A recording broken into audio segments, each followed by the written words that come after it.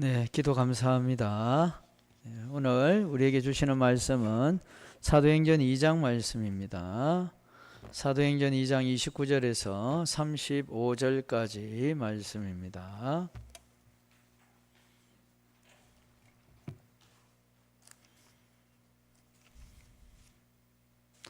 사도행전 2장 29절에서 36절까지 말씀, 저와 여러분이 한 절씩 교도하겠습니다. 형제들아, 내가 조상 다윗에 대하여 담대히 말할 수 있노니 다윗이 죽어 장사되어 그 묘가 오늘까지 우리 중에 있도다.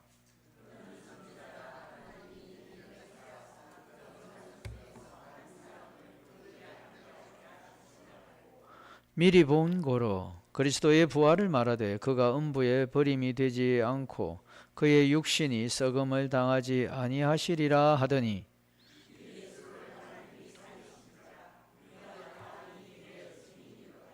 하나님이 오른손으로 예수를 높이시매 그가 약속하신 성령을 아버지께 받아서 너희가 보고 듣는 이것을 부어 주셨느니라.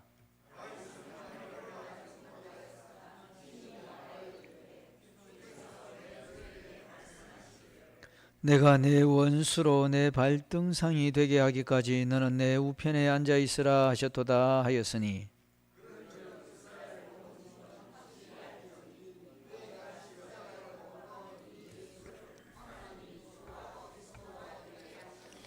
아멘. 아멘. 네. 네, 교리문답 한번 보도록 하겠습니다. 하이델베르그 교리문답 주보 참조하시기 바랍니다.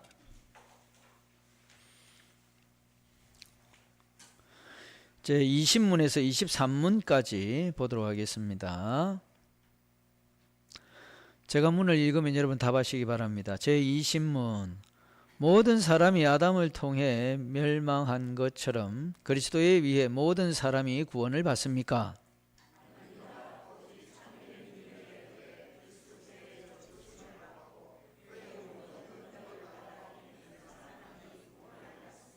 제21문, 참된 믿음이란 무엇입니까?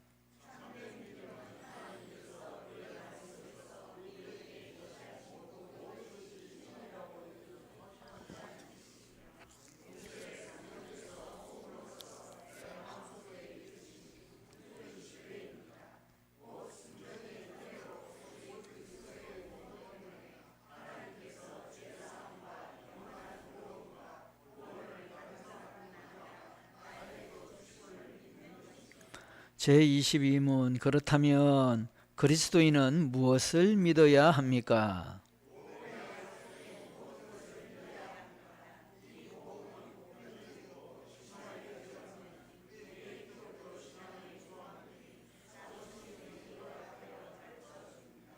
제23문, 이 조항들은 무엇입니까?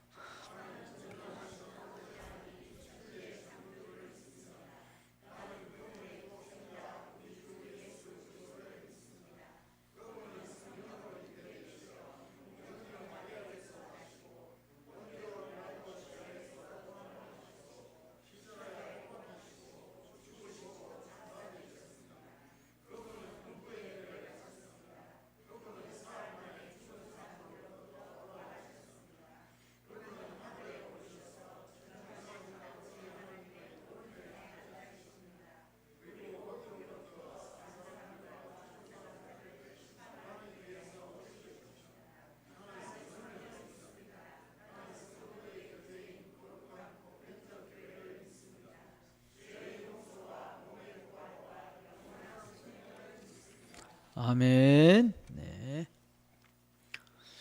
우리가 교리문답을 보는 것은 이 교리가 우리가 알고 있는 모든 성경의 그 복음 내용을 요약한 것이라고 믿고, 그래서 우리가 이 교리를 통해서 성경에서 가장 중요하게 우리에게 말씀해 주고 있는 그 복음의 진리가 이 안에 들어있다고 믿기 때문에 우리가 그 고백을 따라서 살아가려고 그 고백을 보고 있는 것입니다.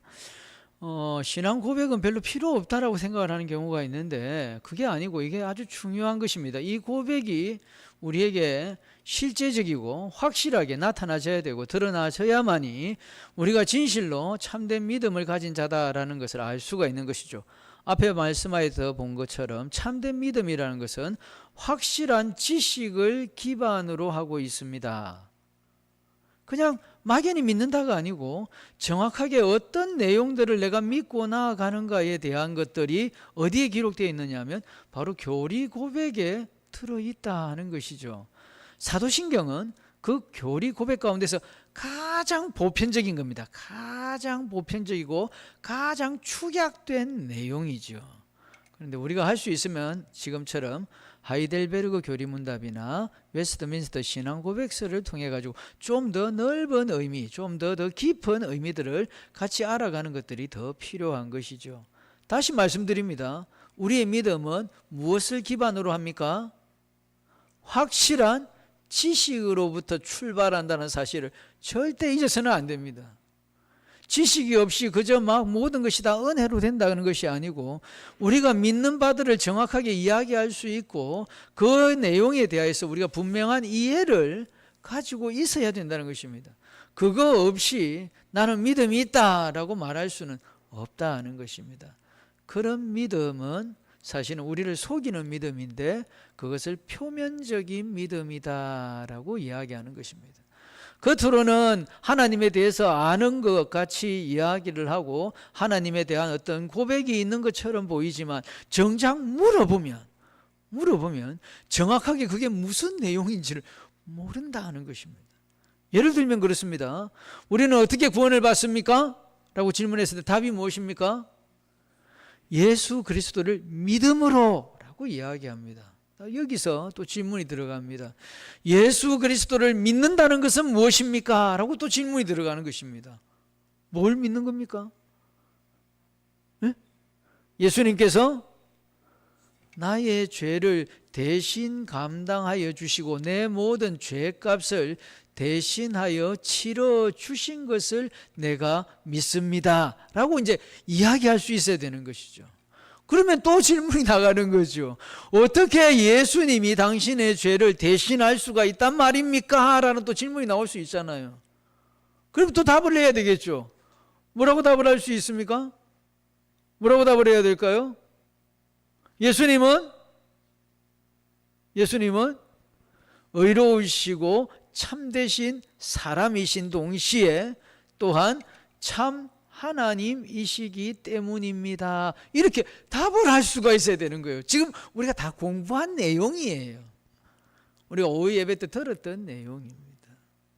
사랑하는 성도, 이렇게 우리가 설명할 수 있어야 돼요. 그 왜 하나님이어야 되는지, 왜 사람이어야 되는지, 왜 사람인데 왜 의로운 사람이 되어야 하는지, 이런 질문들이 계속해서 나올 수 있는 거죠. 근데 거기에 대한 답을 할 수가 있어야 되는 거예요. 그래서 우리의 믿음이 어떻다고요? 우리는 확고한 지식을 기반으로 하여서 세워진 믿음이기 때문에 어떠한 질문과 어떠한 공격이 들어올 때에도 거기에 대하여서 우리가 분명한 믿음 가운데 서 있을 수가 있다 하는 것입니다. 그래서 믿음은 확고한 지식이 없이는 마치 뿌리 없는 나무와 같아서 조금만 공격을 받으면 그냥 이리로 갔다가 저리로 갔다가 흔들리게 되는 것이죠. 많이 피곤하시죠? 네. 자, 우리가 유일하신 중보자가 계시다는 것도 알았고 그분이 우리를 구원하시는 분이시라는 것도 알았습니다. 그리고 예수님께서 우리의 유일하신 중보자가 되셔서 우리의 죄를 완전하게 속죄하실 수 있는 유일한 분이라는 사실도 알았습니다. 내가 예수님을 안다는 것 그 한 가지만으로 내가 예수님께서 이루신 구원을 받을 자격이 될까요? 안 될까요? 될까요? 안 될까요? 될 수도 있고 안 될 수도 있고 예수님이 어떤 분이시라는 것을 아는 것만으로는 우리가 예수님이 주시는 그 모든 구원의 은혜를 누릴 수는 없다 하는 것입니다. 예수님을 안다는 그 사실 자체가 자동적으로 나의 구원이 되는 것은 아니더라는 것입니다.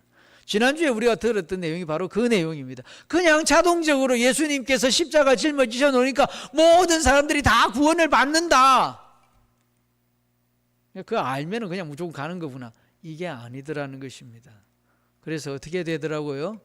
우리가 예수 그리스도께 연결되어야 되는데 성경은 그 연결을 접붙임이라고 말씀하여 주시더라 하는 것입니다. 그저 붙어 있다고 해서 모든 것이 되는 것은 아니었죠. 그렇죠? 그냥 붙여지기만 했다 해가지고 다 살아나는 것은 아니더라는 것입니다. 어떻게 해야 되죠? 어떻게 해야 되죠? 그 붙여진 가지가 살아남기 위해서는 어떻게 해야 될까요? 그냥 접붙여지기만 하면 다 되는 게 아니라고 말씀드렸잖아요. 접붙이기만 하면 무조건 다 되는 게 아니란 말이에요. 어떻게 해야 돼요? 어? 뿌리로부터 공급되는 그 모든 그 수액을 내 것으로 받아들여야 되는 거예요. 그죠? 그래야 그 가지가 살 거 아니겠습니까? 붙여놓는다고 해서 무조건 사는 게 아니에요. 붙여져서 살 수 있는 근거가 되긴 했어요. 근거가 되긴 하지만 그러나 적극적으로 우리가 하나님으로부터 주어지는 그 은혜를 계속해서 공급받아야 되지요. 그 접붙임이 온전하여지려면 우리에게 참된 믿음이 항상 일으켜져야 되는데, 믿음은 우리가 알다시피 어디에서? 들음에서 나고, 들음은 뭐라고요? 하나님의 말씀이라고 이야기하고 있는 거예요. 그래서 우리가 예수 그리스도를 안다는 거, 그래서 내가 접붙여졌다고, 그래서 세례받아서 내가 접붙여졌으면 저절로 자연적으로 그냥 다 구원으로 그냥 일방통행으로 쫙 나가는 게 아니더라는 것입니다. 그래서 우리는 말씀을 듣는 데 힘써야 되고 그 말씀으로 주어지는 모든 은덕을 누리기 위하여서 순종하는 데까지 나아가야 되는 거예요. 그렇게 해야 비로소 뭐가 되는 겁니까? 그렇게 해야 비로소 그 가지에 뭐가 달려요? 열매가 달린다는 것입니다. 예. 사랑하는 성도님, 이걸 기억해야 돼요. 그냥 초대받은 것으로 끝이 아니더라는 것입니다. 제가 또 다른 예로 이야기했죠. 왕이 자기 아들의 혼인잔치를 열었는데 사람들이 초대를 받았는데, 그런데 원래 처음에 초대장을 보내는 사람들은 이런저런 핑계들을 대면서 초대 응하지 않았어요. 왕이 모든 사람들 다 초대하라고 그랬습니다. 그래서 종들이 나가가지고 시장에서 선한 사람이든 악한 사람이든 가리지 않고 다 왕이 초대한다고 오라고 이야기하죠. 온전한 사람이든 병든 사람이든 장애가 있든지 다 오라고 이야기합니다. 사람들이 왔어요. 잔치 자리가 거득했습니다. 왕이 둘러봅니다. 그런데 잔치에 합당하지 않는 사람이 나왔어요. 어떤 사람이었어요? 어떤 사람? 예복을 입지 않은 사람이 나왔더라 하는 것입니다. 그 사람은 어떻게 됩니까? 그 사람은 내어 쫓길 수밖에 없다 하는 것이죠. 사랑하는 성도 여러분, 예복은 잔치에 참여할 수 있는 자격입니다. 잔치에 참여할 수 있는 자격이 예복인데, 이 예복은 내가 마련한 게 아니더라고 제가 말씀드렸죠. 시장에서 갑자기 붙들려 가지고 그래서 잔치에 왔으니까 비록 가서 예복을 준비할 수 있는 상황은 아니었고, 만약에 왕이 예복 안 입은 사람 가려낼 것 같으면, 아니 초대장을 하면서 막무가내로 오라고 해서 우리가 왔는데 내가 가난해가지고 예복 살 형편이 안 되는데 그럼 어떻게 하겠습니까 하고 따질 건데, 이 사람이 유구무원이건을 성경에 그렇게 이야기하고 있죠. 다시 말하면 그가 왕궁에 들어올 때에 누가 예복을 나눠준 겁니까? 왕이 예복을 나눠준 거예요. 나눠주는 예복을 받아야 되는 거죠. 예복을 입어야만 잔치에 참여할 수 있는 자격을 누립니다. 잔치 자리에 들어갔다 할지라도 내어 쫓길 수밖에 없는 상황이죠. 이 예복은 성경의 또 다른 말로 뭐라고 표현을 하고 있느냐 하면, 이것은 하나님께서 우리에게 입혀주시는 예수 그리스도의 의로움이다라고 설명하면서 예수 그리스도로 옷 입으라, 그렇게 말씀해 주시는 것입니다. 내가 하나님의 이 천국 잔치에 나올 때에 예복을 입게 되는데, 그 예복은 의로움이고, 그 의로움은 내가 마련한 것이 아니고 예수 그리스도께서 마련해 놓으신, 나를 위하여서 마련해 놓으신 그리스도의 의로움, 그 의로움을 나는 덧입었을 뿐이더라 하는 것입니다. 로마서에 이렇게 말씀하고 있습니다. 이제는 율법 외에 하나님의 한 의가 나타났나니 곧 예수 그리스도를 믿음으로 말미암아 모든 믿는 자에게 미치는 하나님의 의인이 차별이 없느니라. 아까 예복이 의로움이라고 이야기했죠. 그죠? 그 의로움은 바로 하나님의 의로움인데 예수 그리스도께서 이루신 의로움, 그 의로움을 우리가 입고 나아가야 한다 하는 내용입니다. 사랑하는 성도 여러분, 우리가 지난주에 또 예를 들기를 참된 믿음은 확실한 지식이고 굳건한 신뢰인데 이것에 대한 예로서 아브라함을 예로 들어서 설명하기도 했습니다. 아브라함은 믿음으로 의롭다 여김을 받은 첫 번째 사람이죠. 그죠? 하나님께서 아브라함이 이것을 믿으니 이것을 그의 의로 여기셨다. 그렇게 말씀해 주고 있는 것이죠. 아브라함의 믿음은 어떤 믿음이었습니까?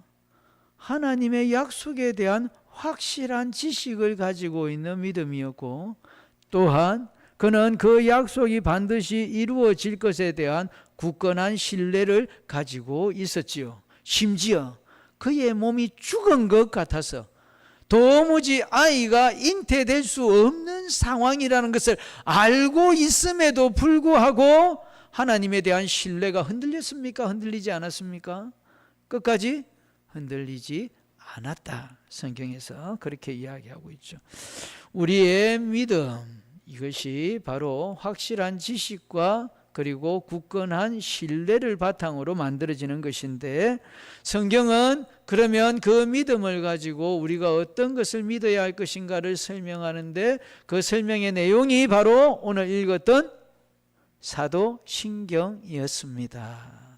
우리가 믿어야 할 것들, 우리가 확실한 지식을 가지고 굳건한 신뢰를 품어서 그래서 우리가 믿어야 할 대상, 내용들은 사도신경에 있는데 사도신경은 누구에 대한 이야기를 하고 있습니까? 사도신경은 누구에 대한 이야기? 첫 번째 성부 하나님에 대한 이야기하고 있죠. 그죠? 아버지 하나님에 대한 이야기가 전능하사 이럴 때 갑자기 탁 생각이 안 나요. 이게 팍 튀어나와야 되는데 나는 전능하신 아버지 하나님 천지의 창조주를 믿습니다. 이게 첫 번째. 두 번째가 뭡니까? 나는 그분의 독생자 우리 주 예수 그리스도를 믿습니다 하는 것이고 세 번째 누구에 대한 것입니까? 세 번째 성령 하나님께 대한 것이죠. 나는 성령을 믿습니다. 자, 여기서 이제 우리가 한 가지만 더 생각하고 말씀을 정리하려고 합니다. 사랑하는 성도 여러분, 사도신경에 우리가 믿어야 할 것들을 이야기하는데 사실 믿어야 될 것들은 누구입니까? 오직 한 분 하나님이시죠. 한 분 하나님이신데 근데 그 하나님을 설명하면서 성부 하나님과 성자 예수님과 그리고 성령 하나님을 동시에 이야기하고 있는 것이죠. 오늘 우리가 읽었던 성경 말씀에도 보면 같은 내용이 나오고 있습니다. 성부 하나님께서 어떻게 하고 계십니까? 성부 하나님께서 약속하신 것이다 라고 이야기합니다. 또 무엇입니까? 예수 그리스도께서 이루신 것이다 라고 이야기합니다. 또 성령 하나님께서 확증으로 부어주신 것이다 이렇게 설명을 하고 있죠. 우리가 하나님을 믿는데 그 하나님은 삼위일체의 하나님이라는 것을 우리가 잘 알고 있습니다. 성부 하나님, 성자 예수님, 성령 하나님 이분을 한 분 하나님이라고 우리가 믿고 나아가는데 제가 왜 이것을 이야기하느냐 하면 세상 사람들이 다 신이라는 존재를 알고 있어요. 그죠? 세상 사람들도 나름대로 신이라는 것을 심지어는 귀신도 신이라고 생각을 하고 두려워 떱니다. 귀신 앞에서도 두려워 떨죠. 자, 사람들이 이야기하기를 교회를 공격할 때 항상 하는 말이 있습니다. 왜 너희가 섬기는 하나님만 참 신이라고 말하느냐 하면서 너희가 그렇게 배타적이니까 너희들한테 가까이 다가설 수가 없다. 다른 신도 있다는 것을 인정하면 안 되겠나라고 이야기합니다. 그 말을 들을 때에 우리가 너무 배타적인 게 아닐까. 다른 신도 있다는 것에 대해서 우리가 그만 받아주면 안 되겠나 싶지만 우리가 그 이야기를 들으면서 생각해야 할 것이 여기에도 신이 있고 저기에도 신이 있고 저 아프리카의 어떤 부족도 신이란 것이 있고 그런데 전신에 다 온데만데 민족마다 나라마다 다 섬기는 신이 있다면 과연 그 신은 진짜 참 신일까 하는 거예요. 그 신이 아프리카 어떤 부족에게는 신으로 추앙을 받지만 우리는 그 신이 누군지도 알지 못해요. 그러면 그 신으로 하여금 구원을 받을 수 있다는 말입니까? 없다는 말입니까? 없다는 말이에요. 아프리카 사람들은 그걸 다 믿는다고 칩시다. 아프리카에 속해 있는 모든 부족들이 다 믿는 신이라고 합시다. 그러나 우리는 알지 못해요. 신은 사람을 구원하는 것이 그 일인데, 그런데 우리가 알지 못한다면 과연 구원이 이루어질까 하는 것입니다. 그리고 어떤 한 나라의 사람들에게만 신으로 추앙받는 그 신이 다른 나라에서는 전혀 존경도 받지 못하고 신으로 인정받지도 못하는데 과연 그런 신을 진짜 참 신이라고 말할 수 있을까 하는 거예요. 그래서 우리는 유일하신 하나님을 고백하는, 그래서 세상에 오직 신은 한 분밖에 없다는 그 고백은 배타적인 것이 아니고 어떤 면에서는 그것은 진리와 같다는 것입니다. 바로 진리라는 사실이죠. 신이라면 유일하셔야만 한다라는 것은 진리라는 것입니다. 이해가 되시죠? 만약에 어디에서 신이라고 이야기하는데 나 그거 인정 안 해. 그러면 그 신이 되겠습니까? 안 되겠습니까? 그 신이 화가 나가지고 우리나라에 막 재앙을 내리고 그럴 수 있겠습니까? 아무도 그럴 수가 없는 것이죠. 그래서 우리는 오직 한 분 하나님만이 참 신이라고 고백을 하는데, 그런데 여기서 이제 문제가, 그러면 한 분 하나님을 고백하는 다른 종교들은 그러면 똑같은 하나님인가? 라는 또 다른 질문을 할 수밖에 없어요. 예를 들어서 이슬람 같은 경우에도 하나님을 믿는다고 이야기하니까, 유일신을 믿는다고 이야기하니까, 그러면 이슬람 사람들이 믿는 그 신이 우리가 고백하는 참 하나님인가? 라고 이야기할 때에 맞습니까? 틀립니까? 틀리다는 거예요. 어떤 점에서 틀립니까? 어떤 점에서요? 우리가 고백하는 하나님은 앞에 말씀드린 것처럼 사도신경에서 삼위일체의 하나님이시기 때문에 이러한 고백을 따르는 신은 유일하다. 세상에 유일신을 믿는 사람들이 많이 있고 많은 종교가 있다 할지라도 우리가 고백하는 하나님, 삼위일체의 하나님을 신으로 고백하는 그러한 종교는 오직 기독교 외에는 없다. 그래서 우리가 믿는 유일한 하나님, 그분만이 참 신이고 그분만이 우리의 온전한 구원을 이루시는 분이시다라고 말하게 되는 것이죠.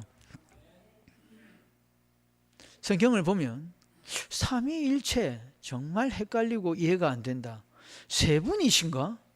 아니면 셋이 합해서 한 분이라는데 한 분이라는 뜻인지 세 분이라는 뜻인지 정말 이해가 안 될 때가 있어요. 그런데 좀 공과계통으로 좀 움직이는 사람들은 우리 황치훈 집사님 쪼개가지고 더 이상 쪼갤 수 없는 단계까지 가면 그걸 뭐라고 부릅니까? 네?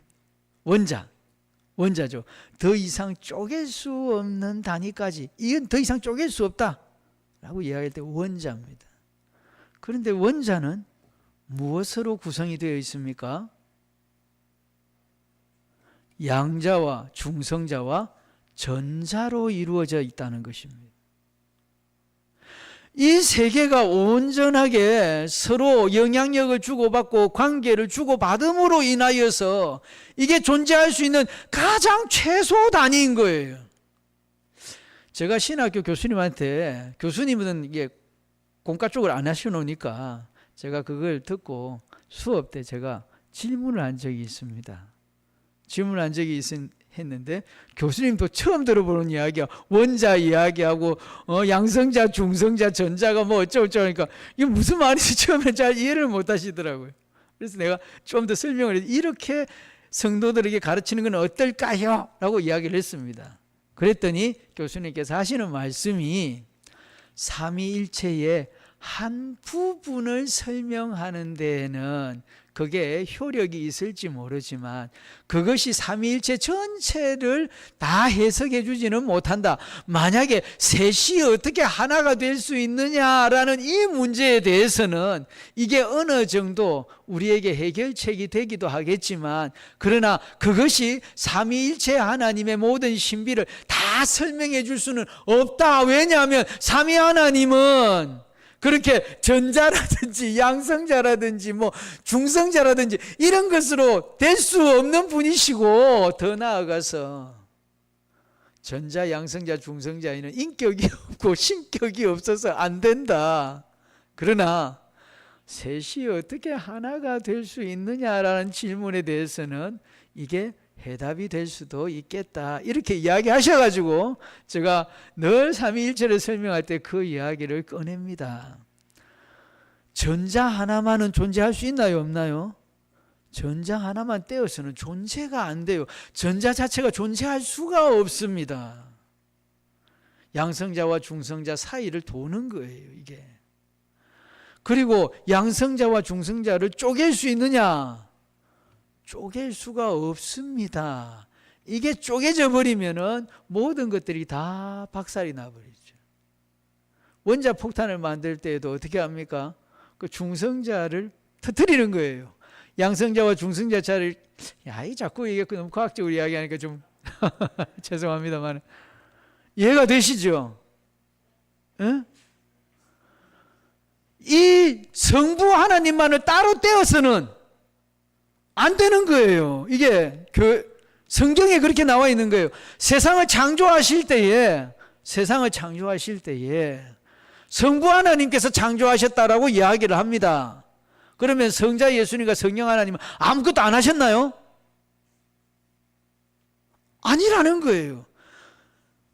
성자 예수님도 거기에 창조에 같이 일하셨고, 성령 하나님도 역시 마찬가지로 함께 일하셨는데, 그런데 그 창조주의 영광은 오직 누구에게로 돌리는 것입니까? 성자 예수님과 성령 하나님이 그 모든 영광을 나도 했는데 나도 하나 끼워줘, 내 이름도 하나 넣어줘, 이렇게 말하지 아니하시고 그 모든 영광은 오직 성부 하나님께로 돌리는 거예요. 성부 하나님께서 작정하시고, 그 작정하신 것을 어떻게 창조하여 주십니까? 말씀으로 창조하시더라는 것입니다. 요한복음에서 예수님을 무엇이라고 설명합니까? 태초에 말씀이 계시니라 하면서 바로 만물을 창조하실 때 들렸던 그 음성, 그것이 바로 성자 예수님이시다라고 이야기합니다. 하나님께서 창조를 계획하셨어요. 그런데 그것을 이루어가는 과정에서 그것을 나타내신 분, 창조의 계획을 드러나게 하시고 나타내신 분이 누구십니까? 그걸 가장 잘 나타내신 분이 성자 예수님이라. 그러나 성자 예수님이 내가 했다라고 말하지 않는 거예요. 이것을 성부 하나님께서 하셨다라고 이야기합니다. 거기서 끝이 아니죠. 말씀하니 어떻게 되었습니까? 그대로 되니라 하고 하셨습니다. 그대로 되었다라고 했다면 그걸 이루게 하셨다라는 이야기입니다. 누가 이루셨을까요? 누가 이루셨을까요? 성령 하나님께서, 성부 하나님께서 작정하신 것을 성자 예수님께서 나타내셨고 드러내셨고 그리고 그 드러내신 것을 온전히 이루시는 분이 성령 하나님입니다. 구원도 역시 마찬가지입니다. 우리를 구원하기로 작정하신 분이 누구십니까? 성부 하나님이시죠. 그런데 그 구원을 이루시기 위하여서 누가 이 땅에 사람으로 태어나시고 누가 십자가를 지었습니까? 그 구원의 뜻을, 우리를 사랑하사 구원하시려는 뜻을 누가 나타내셨습니까? 세상 가운데 나타내신 분은 성자 예수님이시죠.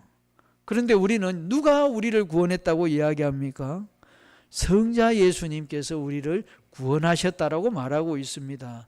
성부 하나님께서 우리를 구원하시기로 작정하신 것이 있습니다. 그러나 그 구원에 있어서는 누구에게로 그 모든 영광을 돌립니까? 성자 예수님께로 돌립니다. 성령 하나님은 우리 구원과 아무 상관이 없을까요? 성령 하나님은 아무것도 안 할까요? 네? 어떻게 하실까요? 성령 하나님께서는 그 구원이 우리 안에 효력 있게 역사하도록 하여 주시는 것입니다. 다시 말하면 우리 안에 구원이 이루어져서 우리가 점점 더 하나님 앞에 거룩한 자로 나아가도록 하시는 분이 누구십니까? 우리를 손 붙들어서 그 거룩한 처소로 인도하시는 분이 누구십니까? 성령 하나님이시죠. 그분이 우리의 구원을, 우리의 받은 바 구원이 정말 효력 있게 내 안에서 역사하도록 주관하여 주시는 분이 성령 하나님이시더라. 그런데 성령 하나님이 내가 구원했다고 말하지 아니하시고 오직 성자 예수께서 우리를 구원하셨다라고 우리에게 증거해 주시고 우리의 마음에 그 믿음을 일으켜 주시는 것이지요. 또한 성령 하나님께서도 또한 마찬가지입니다. 마지막 때까지 우리를 보존하시고 우리의 보혜사가 되시는 분은 누구십니까? 성령 하나님이시죠. 우리를 위하여 간구하시는 분이 누구십니까? 성령 하나님이시죠. 우리가 무엇을 구해야 할지 알지 못할 때에도 말할 수 없는 탄식으로 우리를 위하여 부르짖으시는 분이 누구십니까? 성령 하나님이시죠. 우리의 고개를 들게 하시는 분도 성령 하나님이시고 우리로 하여금 다시 하나님 앞으로 이끌어 주시고 손잡아서 우리를 하나님 앞으로 데려오시는 분도 성령 하나님이십니다. 그러면 성자 예수님은 아무것도 하지 않으실까요? 성자 예수님 아무것도 하지 않으실까요? 성자 예수 그리스도께서도 보좌에서 우리를 위하여 친히 간구하고 계시다라는 것을 이야기하고 있습니다. 첫 번째 보혜사가 누구였죠? 바로 예수 그리스도이십니다. 예수 그리스도께서 성천하시면서 또 다른 보혜사를 우리에게 주셨는데 그분이 성령 하나님이시고 그분이 우리의 구원의 여정과 함께하여 가시는 것이죠. 그런데 그 모든 구원의 여정에 성자 예수 그리스도께서도 성부 하나님께서도 우리 안에 믿음을 일으키시면서 계속해서 우리를 돕고 계시는데 그런데 우리를 인도하시는 분이라는 그 영광을 오직 누구에게로 돌립니까? 성령 하나님께로 다 돌리시더라 하는 것입니다. 그래서 우리는 모든 일에 있어서 삼위 하나님이 창조로부터 구원 그리고 그 구원의 여정의 마침까지 삼위 하나님께서 항상 함께 역사하여 주셨는데 그런데 각각의 영광을 따로 창조는 성부 하나님께로 영광을 돌리고 구원은 예수 그리스도께로 돌리고 그리고 그 구원의 여정과 함께하여 주시는 보혜사의 놀라운 그러한 칭호는 오직 성령 하나님께로 돌리도록 그렇게 하여 주신 것이죠. 함께하지 않아서 이룰 수 있는 것들은 하나도 없었던 것이죠. 창조도 함께하지 않으셨다면 이루어질 수 없는 일이고 구원도 함께하지 않으셨으면 이루어질 수 없는 일이고 우리가 구원을 받고 난 후에 하나님 앞에 거룩한 백성으로 살아가게 되는 과정도 삼위 하나님께서 함께 합력하여서 역사하지 않았다면 우리가 그 여정에서 실족하고 떨어질 수밖에 없는 상황이죠. 그래서 우리가 고백하는 하나님은 세상 사람들이 말하는 유일신과는 완전히 다르다는 것입니다. 그래서 우리가 고백하는 이 하나님, 삼위일체의 하나님이 우리의 유일하신 하나님, 참 신이시다라는 것을 우리가 아는 것입니다. 세상에 유일신을 말하는 많은 종교가 있다 할지라도 그 중에 참 하나님은 오직 삼위일체의 유일하신 하나님 한 분밖에는 없다.